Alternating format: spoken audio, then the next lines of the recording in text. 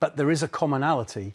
Working people in all professions, in all jobs, are really seeing their cost of living going up, their wages not keeping pace, and that's why there is some talk of these things happening at the same time. There is a common factor, and that's the government trying to hold down working people's wages. Lots of people who are experiencing what you're talking about will sympathise with what you're saying.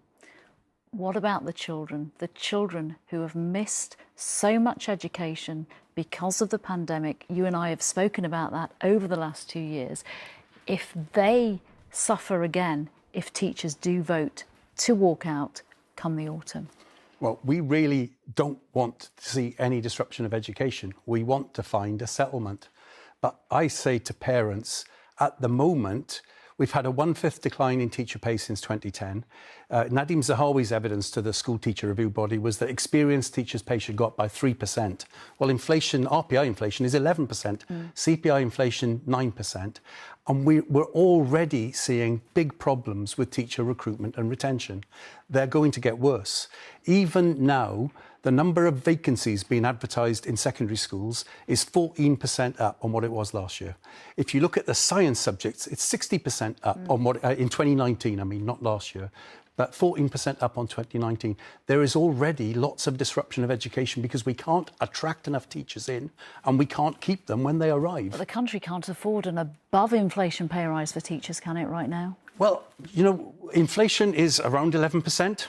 We think that that's the very minimum, is that teacher pay shouldn't fall back any further, nor should anyone else's. This is about a cost of living crisis. That's right. Can teachers afford to lose pay when they're struggling to pay their bills right now? Well, that's the point, isn't it? I mean, there's a cost of living crisis. It's not caused by wages going up.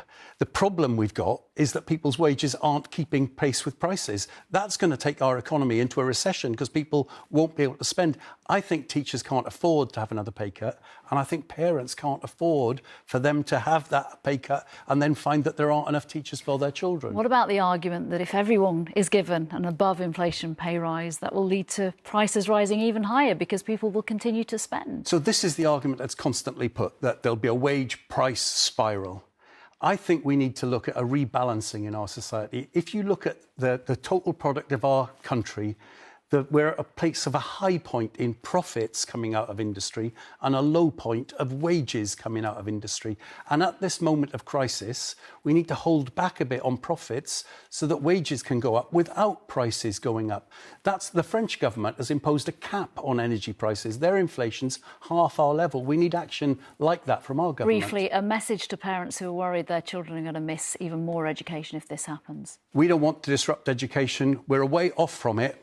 We hope that parents will support us in asking Nadhim Zahawi to make a proper pay offer that can avoid strike action. Courtney, thank you very much for joining me. Thank you.